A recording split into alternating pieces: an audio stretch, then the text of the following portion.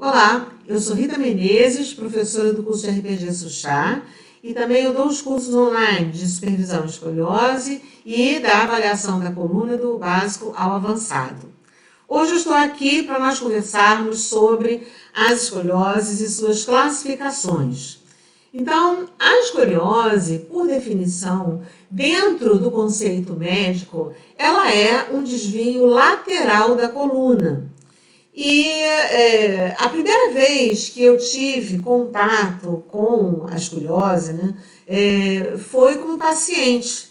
Eu tinha 10 anos de idade e tive uma dor lancinante na coluna que eu não conseguia me mexer.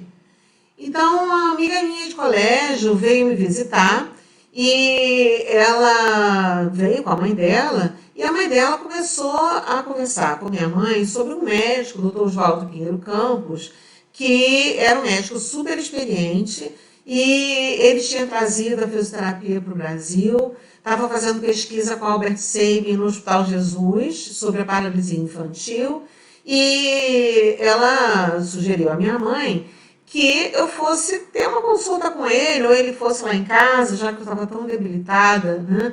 E ele terminou me diagnosticando como uma escoliose, mas também com uma cifose de Scheuermann. Então, na verdade, eu tive uma cifoescoliose. E essa escoliose não me provocava dor, o que dava dor era a síndrome de Scheuermann, né? A cifose de Scheuermann. E eu tive que usar 2 anos de colete, um colete tanto para a cifose quanto para a escoliose, e depois eu tive que me submeter a um tratamento fisioterápico durante 2 anos seguidos, junto com o colete, e depois que eu tirei o colete, eu continuei na clínica, virei mascote da clínica, então eu frequentava a clínica todos os dias, né? E terminei muito amiga da fisioterapeuta que me atendia lá, que era Marlene Vieira, né? No consultório do Dr. Oswaldo Pinheiro Campos, ele tratava muito de escolioses ou qualquer problema da coluna vertebral, articulação do quadril e a poliomielite. Então, eram as 3 patologias mais comuns nesse consultório. E foi exatamente dentro dessas 3 patologias foi o meu contato direto, né, com a escoliose em si, como paciente e depois já estudando. Eu era muito curiosa, então eu comecei a estudar. Mas também, quando eu tinha 17 anos, eu entrei para a faculdade de fisioterapia, que funcionava na Associação Brasileira Beneficente de Reabilitação, a ABBR. E o nome da faculdade era Escola de Reabilitação do Rio de Janeiro. Já era nível universitário, né?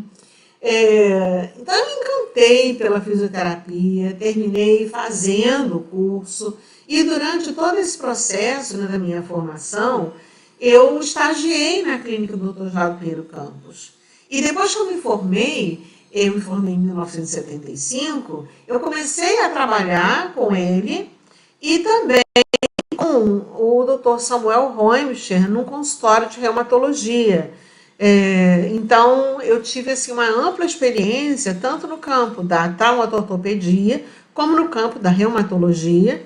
E esses 2 grandes médicos e grandes mestres, eles estimulavam muito que a sua equipe, o seu grupo, né, o seu staff, estudasse muito, trocasse ideias. Então, nós tínhamos reuniões de equipe, onde eu também participava. O doutor Oswaldo Pinheiro Campos, ele sempre exigiu muito que nós estudássemos o caso do paciente para fazer um bom tratamento pré-operatório, bem planejado, assistíamos à cirurgia e depois fazíamos o pós-operatório. Então, nós tínhamos que acompanhar as cirurgias dos pacientes que nós íamos tratar, né? Isso me enriqueceu muito, porque ele era muito exigente, assim como o Dr. Samuel Roemscher, e eu terminei me acostumando e gostando muito, já gostava de estudar, Então, gostando muito de me aprofundar nas patologias dos pacientes que eu ia tratar, né? Em 1983, 84, eu conheci o Philippe Souchard. Então, o professor Philippe Souchard, ele veio ao Brasil em 83, começou a ministrar o curso dele de RPG, foi o primeiro curso de RPG dado aqui no Brasil, foi inclusive lá em São Paulo, e em 84 eu finalizei o curso de RPG e logo depois comecei a trabalhar com o professor Philippe Souchard, primeiro como organizadora, depois como monitora, e em 1996 eu terminei começando a dar os cursos de RPG, do curso de RPG Souchard, né? Eu dava a primeira, segunda e terceira semanas do curso básico. Então, nesses cursos, quando foi a primeira vez que eu vi o Philippe tratar, né, inclusive ele tratou de alguns pacientes com escoliose idiopática, ele também fez um tratamento em mim, eu fui como paciente de demonstração, e eu fiquei encantada com o que o RPG conseguia, porque o Philippe, com aquelas mãos, ele ia moldando o corpo do paciente. E ele tinha uma frase que era muito interessante, que ele falava, né, que nós fisioterapeutas e RPGistas, nós somos escultores do corpo humano. Então, com a nossa mão, nós temos a possibilidade de fazer as distorções, né, e tracionar com uma capacidade de tentar sentir até onde é o limite do paciente, o que a gente pode fazer para resolver o problema do paciente. E é lógico que uma escoliose idiopática, a gente sabe que é uma escoliose que não tem uma causa específica, ela tem vários fatores determinantes, mas era impressionante como nós conseguíamos melhorar esses pacientes, como nós conseguíamos diminuir a angulação, né, o eixo, melhorar o eixo, fazer com que ela ficasse mais equilibrada, né? Então, eu me apaixonei por esse tema. Eu já era apaixonada e depois do professor Philippe Souchard, mais ainda, né? Porque aí eu tinha todos os instrumentos da mão. Na verdade, os meus instrumentos eram as minhas mãos e o meu raciocínio clínico em cima do paciente, né? Então, como é que a gente começa a entender uma patologia para poder entender os limites que essa patologia provoca no paciente e as possibilidades que nós temos de trabalhar, né, em termos da necessidade clínica desse paciente? Então, a primeira coisa importante é classificar uma patologia. E a classificação da patologia, ela é fundamental porque com a classificação nós podemos ter uma linguagem única, né? Que todos os profissionais da área de saúde possam entender exatamente o que esse paciente apresenta. Sem essa linguagem única, a comunicação multidisciplinar e interdisciplinar, ela se torna impossível, né? Dentro do campo da deformidade vertebral, houve o desenvolvimento de uma linguagem padronizada, principalmente por parte da Scoliosis Research Society, que é a Sociedade de Pesquisa de Escoliose. Mas, de qualquer forma, eu tenho que ressaltar aqui, o tratamento com o RPG, ele não visa tratar a patologia em si. Ele visa tratar o doente que está com aquela patologia naquele momento, se a causa for reversível, e se a causa for irreversível, né, até que ponto a gente pode conseguir com aquele paciente especificamente, né, um resultado positivo. Então, nós seguimos muito o princípio da individualidade. Esse princípio da individualidade, ele quer dizer exatamente isso, que cada indivíduo é único, cada indivíduo ele tem uma forma específica de reagir perante uma patologia, perante uma agressão, seja ela psicológica ou seja ela física, né? Então, nós temos ali o paciente para trabalhar e temos que ir de encontro, né, a uma busca da causa. Qual foi a causa? Qual foi o fator que determinou aquela patologia? Ou quais foram os fatores que determinaram aquela patologia? Então, eu tenho que ir em busca da causa, sempre respeitando a individualidade do paciente. E um outro princípio, o terceiro princípio que o RPG ele visa muito é a globalidade, né? Então, a globalidade é uma possibilidade, né, de nós verificarmos todos os pontos do corpo desse indivíduo que estão relacionados com essa zona que foi agredida, né? E com essa zona onde ele demonstra uma sintomatologia, onde ele demonstra um bloqueio, né, que é uma restrição de mobilidade, e daí tentarmos trabalhar para que ele possa melhorar o máximo que puder, né, a qualidade de vida e se desvencilhar desses incômodos que essa patologia traz, né? Então, o nosso papel é ir em busca da cura do paciente. E se a causa for irreversível, ir em busca da qualidade de vida desse paciente. Esses fundamentos, eles são fundamentos que são universais. Eles não são princípios do RPG, são princípios universais que existem desde a época de Hipócrates, né, anos antes de Cristo, e onde o indivíduo ele tem que ser tratado como um doente que tem uma patologia e que eu tenho que buscar a causa e que eu tenho que trabalhar todas as transmissões de tensão que ocorrem ali para que realmente a situação dele fique melhor resolvida, né? Então, voltando para a classificação da coluna vertebral, nós vamos primeiro classificar os 3 tipos de curvas que nós encontramos na coluna vertebral: a cifose, a lordose e a escoliose. Então, no plano sagital, encontram-se as lordoses cervical e lombar, com cavidade posterior, e as cifoses crânio cervical, torácica e sacral, com a convexidade posterior. No plano frontal, nós vamos encontrar as escolioses, que são os desvios laterais. Até 10 graus ela é considerada fisiológica.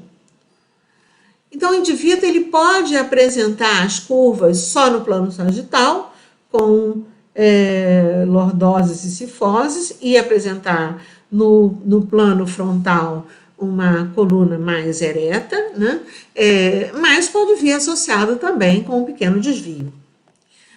Agora, já considerando a fisiopatologia, as curvas do plano sagital, elas podem sofrer um aumento ou uma diminuição da sua angulação, podem chegar a uma retificação ou podem sofrer uma inversão de curva, né?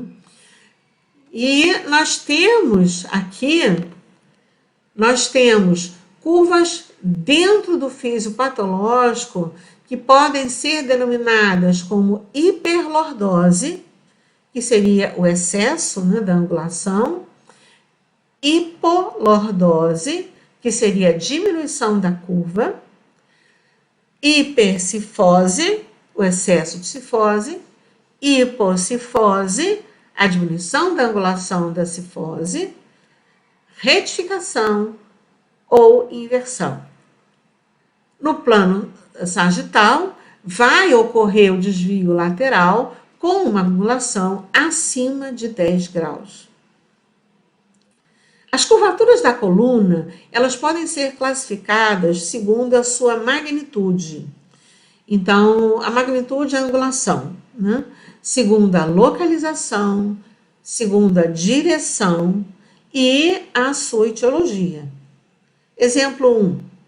O paciente apresenta uma escoliose torácica direita com 30 graus, com as vértebras T6, T7 e T8 em cuneiforme. Então, esta é uma escoliose estrutural com uma possibilidade, talvez, de ter sofrido um trauma. Então, um traumatismo também pode provocar vértebras cuneiformes. O exemplo 2. O paciente apresenta uma escoliose tóraco-lombar esquerda com 26 graus por uma atitude postural. Então, esse paciente tem essa escoliose não por uma situação estrutural, não houve uma modificação da estrutura da vértebra, mas houve uma modificação da angulação da curva. Então, é uma atitude postural. Essa descrição verbal do diagnóstico do paciente facilita muito a comunicação entre os profissionais da área de saúde, pois define exatamente o tipo de escoliose que esse paciente apresenta. Então, vamos entrar realmente na classificação das escolioses. As escolioses, elas podem ser descritas pela área anatômica, na qual o ápice se encontra localizado, primeiramente, numa escoliose cervical, né? O ápice ele tem uma localização entre C1 e C6. A escoliose cérvico-torácica, ela tem a localização do ápice entre C7 e T1. A escoliose torácica tem a localização entre o ápice de T12 e L1. A escoliose lombar tem a localização do ápice entre L2 e L4. E a escoliose lombosacral tem a localização do ápice em L5, S1. A classificação das escolioses por etiologia. Então, classificando as escolioses por etiologia, elas podem fazer parte de dois grandes grupos. As escolioses estruturais, ou seja, escolioses que têm uma alteração na estrutura da vértebra, ou as escolioses não estruturais, onde a vértebra ela está preservada. Dentro das escolioses não estruturais, nós temos as escolioses ou atitudes escolióticas. Então, são escolioses onde o paciente ele tem um desvio lateral ou uma torção em função de um mau posicionamento, seja da forma como ele se mantém no dia a dia dele, né, uma má postura, ou então em função da forma como ele estuda, da posição em que ele fica, ou em função da posição que ele assume no trabalho dele. Né? Segundo tipo, escolioses histéricas. As escolioses histéricas são escolioses que são montadas, né, são formadas a partir de uma situação psicológica. Né? Então, o paciente ele mantém uma torção em função de uma fuga, né, de uma região onde o emocional está muito sobrecarregado. Escolioses antálgicas, por irritação da raiz nervosa, seja por uma hérnia de disco ou por um tumor. Uma escoliose por uma inflamação, por exemplo, por uma apendicite. Então, é a fuga da dor da apendicite. Mas aí a situação já é um pouco mais visceral, né? Tem a escoliose relacionada com a discrepância de membros inferiores, isso é muito comum. e a escoliose relacionada a uma patologia no quadril. Então, pode ser por uma contratura muscular, pode ser por uma coxa valga, uma coxa vara, e aí nós temos que avaliar realmente dentro dos níveis, das linhas da pelve, né? Foi um estudo que o professor Felipe Suchard fez, onde ele relacionava, né, as linhas de base do promontório sacral e o bordo inferior de L5. Quando essas linhas estivessem mais inclinadas do que as outras linhas, que são da crista ilíaca do acetábulo, provavelmente a causa estaria do sacro para cima. Quando a linha da crista ilíaca e a linha dos acetábulos estivesse mais inclinada do que a de L5 e do sacro, então aí nós teríamos uma possibilidade de causa vindo mais do nível da pelve e de membro inferior, né? Essa é uma classificação que ela foi desenvolvida pelo professor Felipe Suchard, num período onde ele estava fazendo estudos e ajudando nos tratamentos das escolioses, né? Não só o tratamento, mas também nos estudos da escoliose, no Centro de Massieu, em Lyon, que é um dos grandes centros de tratamento da escoliose, onde ali vários fisioterapeutas e médicos fizeram um progresso muito grande em relação a pesquisas, e ele hoje em dia é considerado um dos grandes centros de tratamento da escoliose.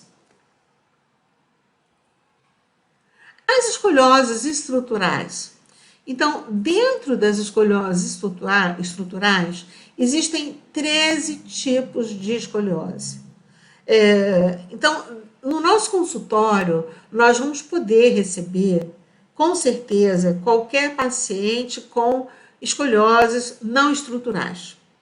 Agora, dentro dos casos de escolioses estruturais, uma parte ela é bem comum, que venha no nosso consultório buscando tratamento, e uma outra parte, né, de tipos de escoliose é menos comum e ela se apresenta mais em hospitais da rede pública, onde haja uma maior quantidade, né, inclusive não só de pacientes, mas também de tipos de escoliose. Então, segundo o padrão internacional, a escoliose idiopática, que é a primeira classificação, é uma deformação morfológica tridimensional da coluna vertebral. Então, no plano sagital, o tórax encontra-se em extensão, no plano frontal, a coluna encontra-se em inclinação, com uma torção, né? E no plano transversal, essa coluna se encontra em rotação. Segundo Felipe Suchard, criador do método da reeducação postural global, RPG Suchard, né, a escoliose é uma deformação morfológica quadridimensional. Então, além dessas 3 direções, né, de tensão, nós vamos encontrar também o componente de achatamento. Esse componente de achatamento ele não pode ser esquecido, porque é um dos fatores onde nós vamos ter que insistir mais, inclusive dentro do próprio tratamento conservador, ortopédico, né, nessa fase de crescimento da criança até a fase juvenil, e já entrando também no adolescente, né, na escoliose do adolescente, nós temos uma necessidade de tracionar a coluna vertebral desse paciente. Então, é por isso que o colete Milwaukee, dentro do tratamento conservador ortopédico, ele é o mais indicado. Dentro da reeducação postural global, né, nós também priorizamos muito a tração da coluna vertebral. Então, nós vamos detorcer essa coluna, que na verdade não são 4 dimensões, nós vamos detorcer em todas as direções do espaço, né? Ela é multidirecional, e daí nós vamos fazer um tratamento de detorção. Então, nós vamos detorcer a coluna vertebral, aproximando-a cada vez mais do eixo, né? E de uma possibilidade, né, de levá-la, né, para uma coluna com uma curvatura menor, né, com uma angulação menor, então, aproximando do eixo central de gravidade, né, e vamos tracionar essa escoliose. Então, a tração dentro do nosso tratamento para a escoliose, ela é fundamental, assim como para todos os outros tipos de patologia. Então, a escoliose idiopática, ela pode ser classificada pela idade. Então, nós temos a escoliose infantil. A idiopática infantil é quando a escoliose se apresenta e se desenvolve durante os 3 primeiros anos de vida. Nesta fase, ela está em resolução, então ela ainda está em formação, muitas vezes aparecendo só hemicurvas. Mas existem casos que ela já se apresenta estruturada. Como ela é evolutiva, ela tem que ser observada, e em alguns casos, até mesmo é recomendável o uso do colete Milwaukee, né? Esse tipo de tratamento é feito muito na Índia. Existe uma outra estudiosa de escoliose, que é a doutora Mehta, onde ela usa muito, né, os coletes para essa escoliose infantil, porque lá as escolioses, elas são muito evolutivas e atingem uma magnitude muito importante, ou seja, uma angulação muito grande, né? Então, ela já entra direto na preservação e na tentativa de estacionar a evolução da escoliose desde essa fase. O segundo tipo, né, de escoliose idiopática, a escoliose juvenil, quando a curvatura da escoliose, ela se inicia entre 3 anos de idade até os 10 anos, né? Então, nessa fase, ela pode ter uma ou mais curvas, e é mais comum quando a curva torácica se localiza à direita e quando a curva lombar se localiza à esquerda.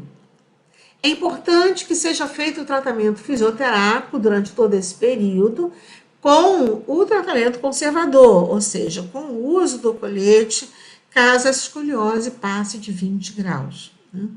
Então, é fundamental que essa criança seja bem orientada, bem supervisionada, não pode deixar o tratamento fisioterápico para depois, né? Se for o caso, esse paciente vai usar o colete de Milwaukee. A escoliose do adolescente, ela pode se apresentar desde o início da puberdade, já ali aos 10 anos, até a fase final do crescimento, ou seja, até terminar a maturidade esquelética, onde nós vamos verificar, né, com esse final da maturidade esquelética, pelo sinal de Richter. E é fundamental a fisioterapia junto com o tratamento conservador. Então, nós temos que trabalhar, e dentro da fisioterapia, eu realmente elegi o RPG como o método mais eficiente para trabalhar a coluna vertebral, não só durante as sessões nós conseguimos excelentes correções, mas também entre uma sessão e outra nós damos uma conscientização, né, de mobilidade da coluna, de movimentos exercidos, com a conscientização do paciente do foco da torção, né? Então, ele se concentra para partir o movimento da correção da zona apical, né? E daí fazer os movimentos em correção da escoliose. Então, é uma conscientização que vai complementar muito o trabalho que nós fazemos durante as sessões, e isso vai conscientizando o paciente na sua atitude postural, inclusive, né? Na maneira de se portar, na maneira de fazer um gesto, né? Na maneira de trabalhar, enfim. Então, nós temos todo um conceito onde vamos tirar as tensões mais importantes durante a sessão, e entre uma sessão e outra, ele vai fazer uma melhor conscientização. Nesta fase, o adolescente ele não aceita muito bem usar o colete de Milwaukee, né? Então, se não é uma escoliose cérvico-torácica, então nós podemos aí indicar ao paciente o colete de Boston, o Lyonnais, o Chenonceau, enfim. Então, tem vários tipos de colete que podem ser indicados para essa fase. Nesta fase da escoliose do adolescente, ele normalmente não aceita muito bem o uso do Milwaukee. Então, geralmente é indicado para ele um colete tipo Boston, tipo Lyonnais, dentre outros, né? Para que não fique aparecendo, né, por fora da roupa que essa criança está usando um colete. E quando passa da fase da maturidade esquelética, lógico que esses pacientes vão se tornar adultos, né? Então a escoliose do adulto, ela já se apresenta com uma diminuição muito importante da possibilidade de evolução, mas mesmo assim ela ainda pode evoluir. Então é interessante fazer um acompanhamento de tempos em tempos desse paciente para que essa escoliose não venha se agravar de uma forma muito extrema, né? Segundo tipo da escoliose estrutural é a escoliose relacionada à articulação lombosacra. Então, nessa região de lombar inferior, principalmente de L4 sobre L5, L5 sobre S1, nós vamos encontrar as espondilólises e espondilolisteses.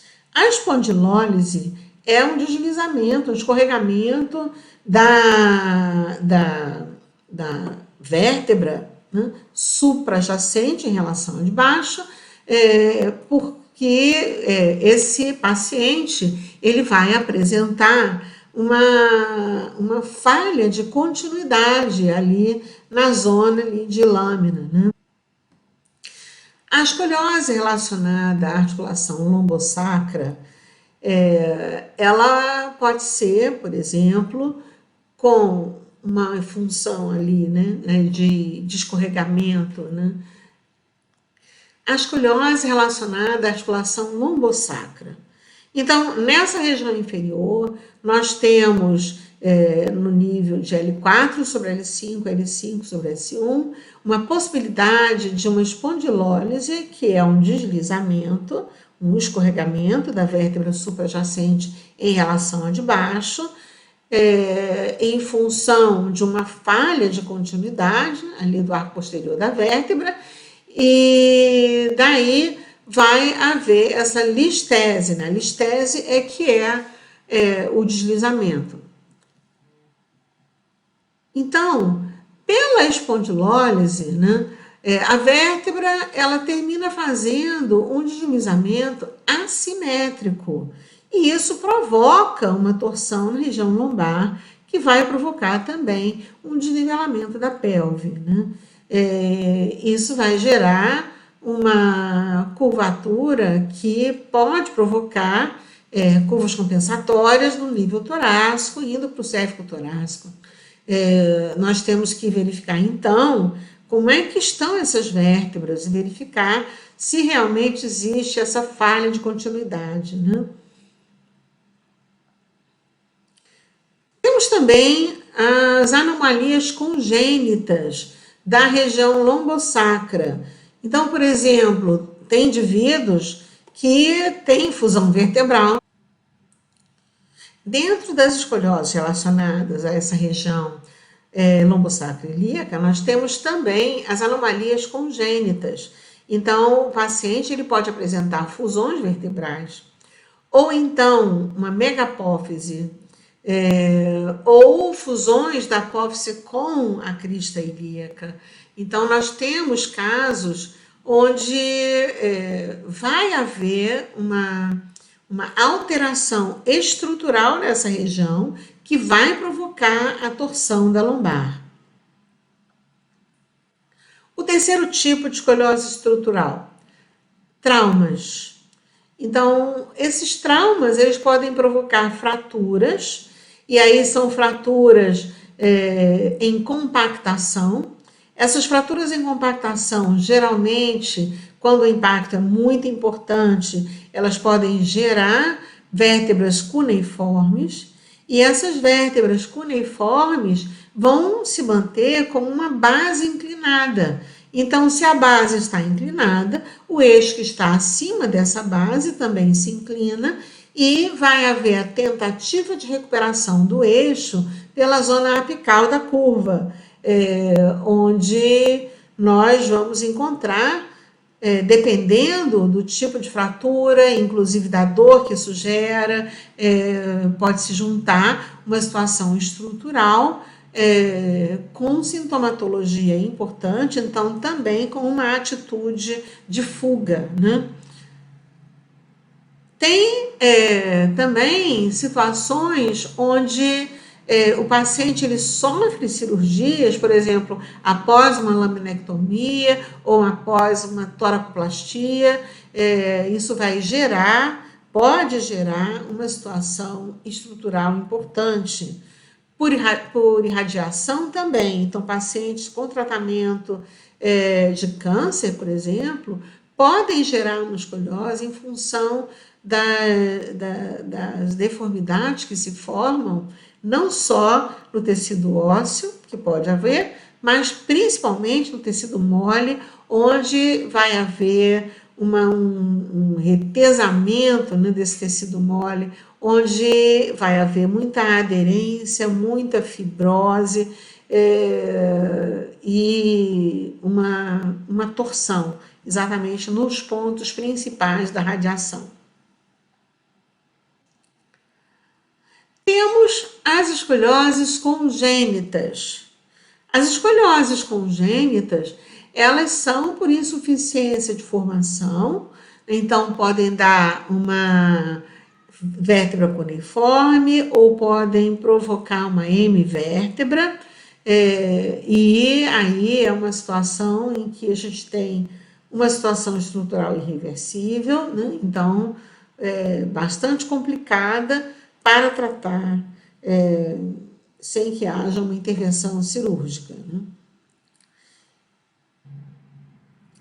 A partir daqui, desse item, né, a partir das congênitas, nós vamos ter outros tipos de escolioses que não são tão comuns, não são tão frequentes nos nossos consultórios.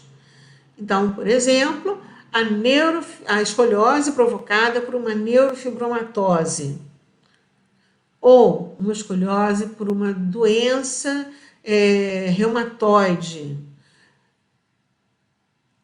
ou contraturas extravertebrais pós-endemia, ou seja, pus numa cavidade pleural, ou pós-queimadura, que gera aderências importantes e difíceis de serem tratadas. A escoliose neuromuscular. A escoliose neuromuscular, ela pode ser neuropática, com lesão do neurônio motor superior, com uma paralisia cerebral, ou com uma degeneração espinocerebelar. Pode ser também por lesão do neurônio motor inferior.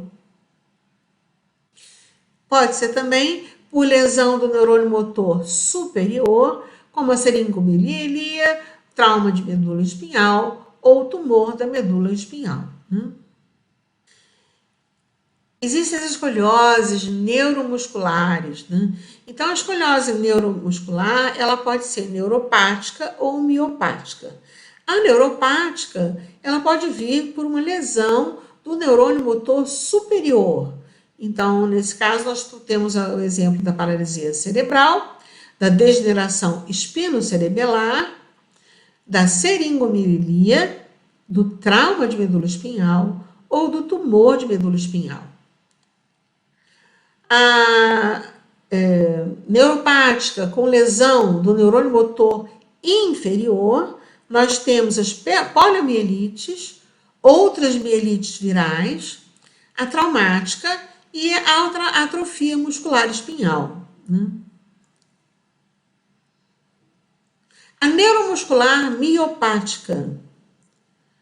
Aqui nesse grupo já encontramos a artrogripose, a distrofia muscular, a desproporção do tipo de fibra, a hipotonia congênita, a miotonia distrófica, distúrbios mesenquimais.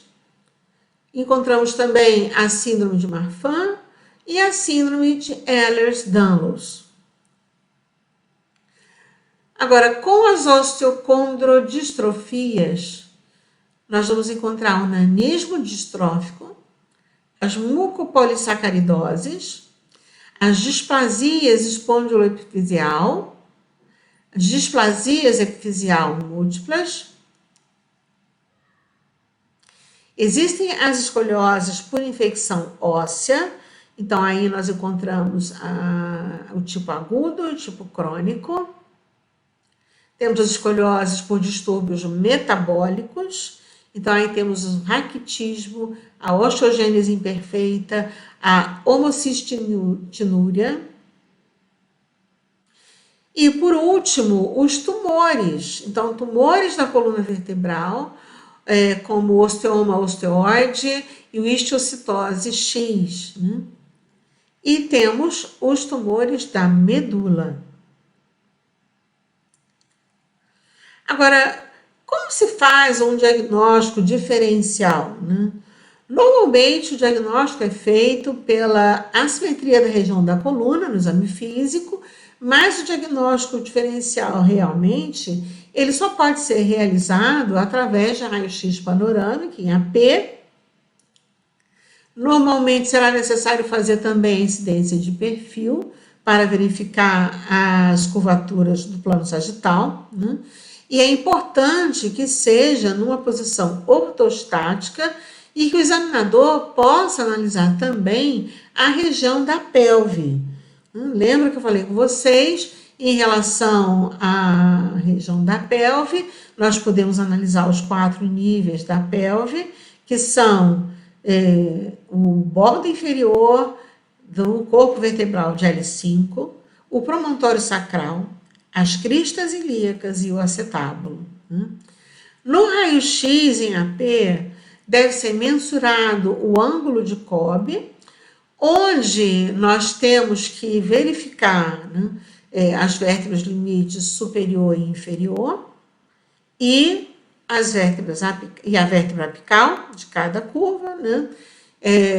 Temos o Risser, onde nós vamos encontrar a maturidade esquelética ali pela interpretação da crista ilíaca e do seu processo de ossificação e de fusão. E alguns ortopedistas preferem analisar pelo ângulo de Faxon em vez do ângulo de Cobb. Mas para o nosso trabalho em RPG, o mais importante é o ângulo de Cobb. Então, no exame físico, vai ser importante também fazer a mensuração da esbosidade pelo teste de Adam, que é o teste de flexão anterior. E existem pequenos aparelhos, como o torciômetro, como o escoliômetro, onde nesse teste de Adam você pode também verificar a importância da rotação da esbosidade. Agora, tem como dizer se será necessária uma cirurgia ou quando ela é necessária, né? Então, existe uma tabela em relação ao ângulo de Cobb para decidir que tratamento fazer. Então, de 0 a 10 graus, não há necessidade de tratar, nem por um tratamento fisioterápico, nem por um tratamento conservador, como colete, já que até 10 graus a curvatura lateral é considerada fisiológica, né? De 10 a 20 graus, há necessidade de fazer o tratamento fisioterápico. E dentro dos tratamentos fisioterápicos que nós temos acesso, né, a minha escolha foi pelo RPG. Né, e, na minha opinião, é um método que tem uma possibilidade maior de fazer uma correção e de manter essa correção ao longo do tempo, né, o tratamento deve ser feito até a finalização da maturidade esquelética. E a partir daí, esse paciente ele deve ser supervisionado de tempos em tempos, fazendo a manutenção. De 20 a 50 graus, o tratamento é fisioterápico e com o uso de colete. Então, até 50 graus é uma angulação, né, que realmente dá para se esperar, ainda com um tratamento mais conservador, mas acima de 50 graus, o tratamento cirúrgico ele já tem que ser considerado, né? Principalmente numa escoliose torácica, porque na escoliose torácica, uma angulação importante leva a uma rotação importante. Quando a rotação é importante, o pedículo ele termina se afinando muito.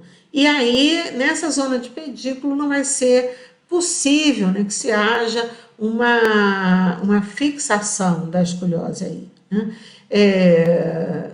Geralmente, os médicos eles vão definir, né, a necessidade da cirurgia, até porque há risco de uma compressão no nível cardíaco e no nível pulmonar, né, pela deformidade que acontece aí nessa região. Essa deformidade não é só óssea, né, ela ocorre em todas as estruturas. Então, tudo isso tem que ser considerado, né?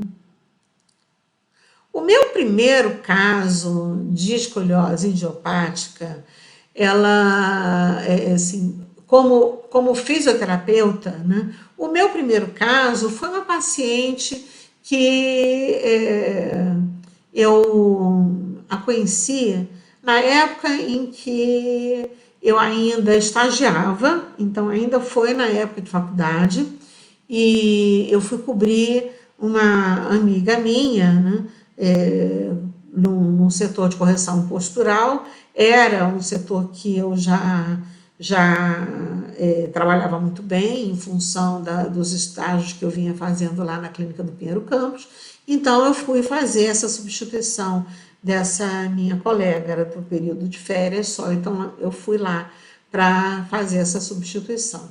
E nesse período eu conheci essa paciente, ela era a segunda flautista da Orquestra Sinfônica Brasileira. E era uma menina que tinha um potencial assim enorme, e ela era muito requisitada, né? E a posição que ela ficava era uma posição de completa torção. Então, o médico que tratava dela sugeriu que ela parasse completamente a profissão dela, né, que era flautista, exatamente porque ela agravava a curvatura dela, e isso fez com que ela tivesse que tomar uma decisão muito importante na vida dela, né? Imagina, com 16 anos, já ser um profissional de excelência e ter que abandonar isso tudo em função de uma deformidade vertebral, né, de uma torção torácica.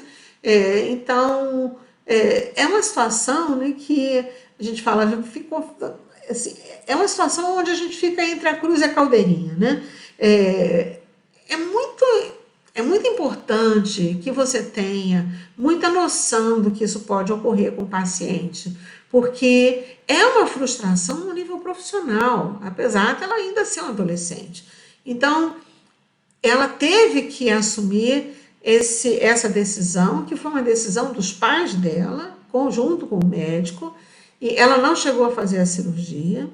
Ela tinha muitas dores em função das horas que ela passava treinando, então foi um processo de adaptação muito duro na vida dela. Eu saí de lá depois de um mês, e como nós nos identificamos muito, nós conversávamos muito, ela terminou depois que ela pôde, né, depois que ela pôde eleger que tratamento que ela queria fazer, né, ela terminou me procurando e terminou sendo minha paciente durante muitos anos. Então, nós conseguimos manter estacionada a escoliose dela, ela não precisou fazer a cirurgia, mas, ao mesmo tempo, ela tinha essa frustração de não poder ser mais flautista, né? É uma situação que vai atingir a parte psicoemocional desse paciente e é uma decisão muito dura, então isso me ensinou muito. Eu aprendi muito com ela não só em função do que eu fui buscar em termos de estudar muito para melhorar o máximo possível, né, a condição dela, mas também de poder ter acompanhado todo esse processo, né, onde primeiro foram os pais dela que fizeram a eleição e depois ela nunca mais voltou a tocar flauta. Então foi uma decisão muito dura para a vida dela e onde ela passou também por um processo depressivo importante, mas enfim, terminou que ela conseguiu achar um prumo na vida dela, né? Mas é uma decisão muito difícil e é muito estressante emocionalmente para o paciente.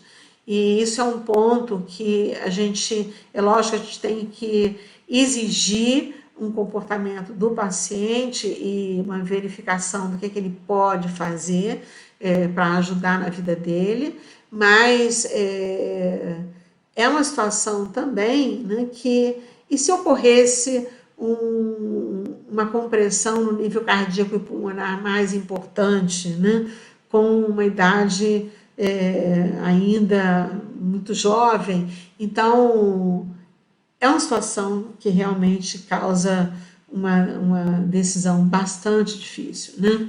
Então, eu fui estudando, fui trabalhando, e depois que eu conheci o RPG, ela já era minha paciente já há alguns anos, depois que eu conheci o RPG, realmente foi um divisor de águas, né? Foi uma recuperação muito, muito mais consistente, né? E muito mais aceita pela própria paciente, né? Então, quando usar o método de RPG-Suchard?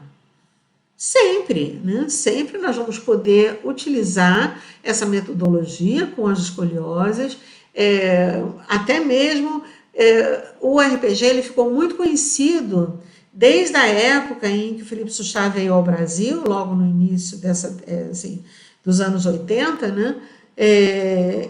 O RPG ficou muito conhecido pelos tratamentos e resultados que nós obtínhamos, nós alunos, né, obtínhamos em função das escolioses e das hérnias de disco. E esse resultado é tão bom e é tão importante que até hoje tem pessoas que ainda perguntam, não, mas o RPG é só para a coluna vertebral? Não, o RPG não é só para a coluna vertebral, também vai atingir as articulações periféricas, também vai atingir outras patologias, mas é incrível, né? Como a primeira fama é a que fica, né? A primeira impressão que você tem de alguma coisa é a que fica mais registrada, né? E ficou mais registrado dessa maneira, né? Então, nós temos a ideia, né, no tratamento do RPG para a escoliose, nós temos a ideia de levar essa coluna ao eixo central, né? E aí, fazendo isso, nós vamos provocar inúmeras compensações para as extremidades. Então, o nosso trabalho, ele é muito difícil, porque nós temos que manter a correção dessa torção da escoliose, eliminando as transmissões de tensão que vão para as extremidades, né? As escolioses, elas têm um resultado assim, excelente com o RPG. A própria SOSORT, que é uma instituição de peso, né, em relação à pesquisa de escoliose, já reconheceu o RPG como um método de excelência no tratamento das escolioses idiopáticas, né?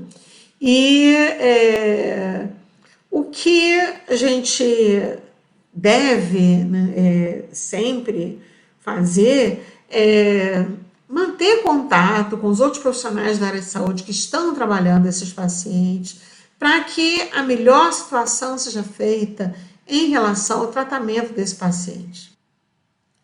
Infelizmente, nós encontramos pessoas que terminam criticando a metodologia do RPG como uma boa forma de se tratar uma escoliose, né? Um bom método para se tratar de uma escoliose. Em primeiro lugar, criticar um método que você não conhece, né, já é complicado. Segundo lugar, se você critica um método e um fisioterapeuta que está tratando um paciente e que você não tem um conhecimento maior sobre isso, é uma difamação, né? E isso é completamente antiético. O que eu acho que a gente tem que fazer, né? Se você eleger outra metodologia para tratar da escoliose ou para tratar de outros tipos de patologias, você tem livre arbítrio para fazer a sua escolha, né? Agora, o que você não pode se apoiar na difamação de um método que tem um nome, né? E tem um nome respeitado internacionalmente, não só em termos práticos e clínicos, como os resultados, mas também de uma forma científica, né? Você não pode, em absoluto, usar, né, de uma difamação para poder se sustentar. Eu acho que um profissional ele só se sustenta pelos resultados que ele obtém e não pelas opiniões que ele tem de outras metodologias. Então, cada um tem que ficar com a sua escolha, né? E ser aberto para verificar o que outras metodologias estão conseguindo, né? E o que seria melhor para aquele paciente. Então, eu já trabalho com RPG há muitos anos e eu tenho resultados que são muito efetivos e me tornei, né, uma pessoa de renome, né? Sou reconhecida não só aqui no Brasil como internacionalmente. Eu dou aula também de RPG fora do Brasil. Então, eu tenho, né, tenho a possibilidade de dizer que eu sou uma autoridade, né,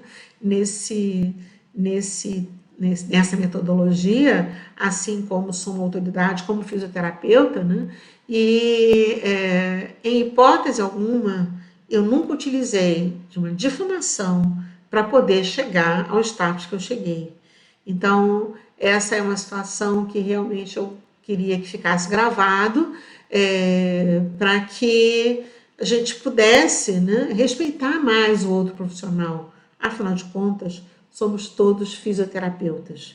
E essa é a nossa meta principal, né, de ser um excelente profissional em fisioterapia, né? E dentro da fisioterapia, cada qual vai ter livre-arbítrio para escolher a metodologia que se adequou mais à sua própria individualidade, né? Então, como profissional. E eu fico por aqui e até o próximo vídeo.